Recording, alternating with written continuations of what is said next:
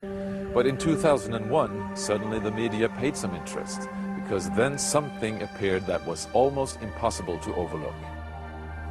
Right behind me is Britain's largest radio telescope, the Chilbolton Observatory. And here it was that the greatest sensation in the crop circle history was to appear in the fields right in front of the telescope. On the morning of 14th of August 2001, a formation was discovered which was different from any other previously seen. From the ground it looked like a tangled mess, wisps of crop spread around in no system. However, in the evening, with growing shadows, a picture appeared, unmistakably that of a face. That picture represented a whole new technique, a screen technique, the same that's used for printing a picture on paper. 3 days later, the face was joined by something that looked like a data strip. Rows of counters made out of standing and flattened crop. But soon an astonishing similarity is discovered. In 1974, the astronomer Carl Sagan composed a message that NASA sent into space from the Arecibo telescope in Puerto Rico. Binary figures which constituted a graphic code presenting key factors about humans and the planet we live on. 27 years later, an identical pattern appears in a crop field right in front of a similar radio telescope. However, on closer inspection, it seemed to show that the code contained some fundamental differences.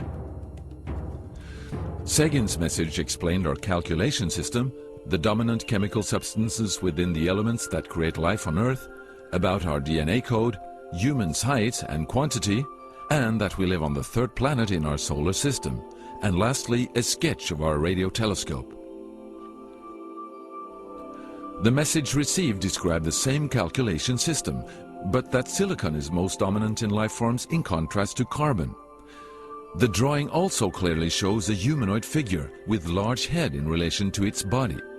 It's also explained that they have an extra string in their DNA, are approximately 4 feet tall, inhabit the third, fourth and fifth planets in their solar system, and have a population of around 21.3 billion. Underneath, the telescope has been replaced by something more complex. 1 year earlier, a strange crop circle had appeared in the same place. Is this the same illustration as in the sender's code? Is this the correspondent's radio telescope?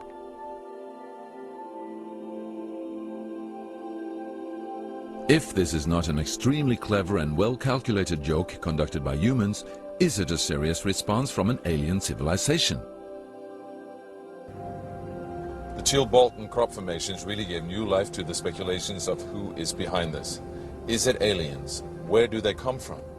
And what is their purpose of this type of communication? The following year, very nearly on the same day, a new picture appears that gives new force to the alien theory, this time in Crabwood, near the town of Winchester in Hampshire. Once again we see a face, but this time there is an unmistakable resemblance to something extraterrestrial. The picture also contains a print, somewhat similar to that of a CD, with something that appears to be a coded message. This formation also has a new type of design, this time with horizontal line patterns of variable thickness, similar to that of a TV picture. The message on the disc is similar to a spiral band built up of many boxes. But data expert Paul Weige manages to decipher the message. And I had to enlarge the disc quite substantially on the computer and run some image analysis over it to make it clear so that I could see what was a standing tuft and what was flattened. And while I was doing this, I noticed that every so often there was almost a mistake in the diagram. It was like there was a tuft, where the little square tuft, it had done sort of half size. I thought that's a bit odd, and it seemed fairly regular.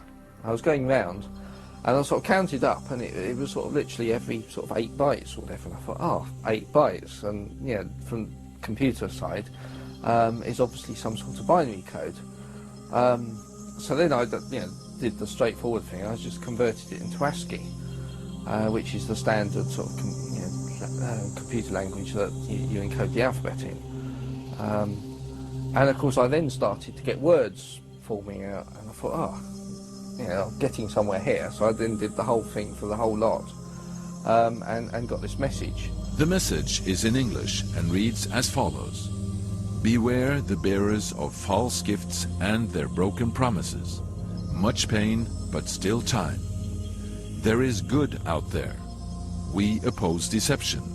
Conduit closing. Many have been surprised by this message.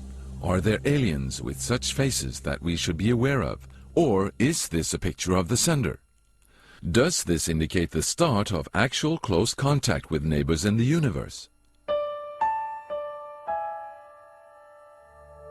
My own, and this is only a hypothesis, belief about this, is that there's an effort of the extraterrestrials are gradually trying to communicate with us, a very slow process, giving us a lot of time to digest the fact that we may not be alone here.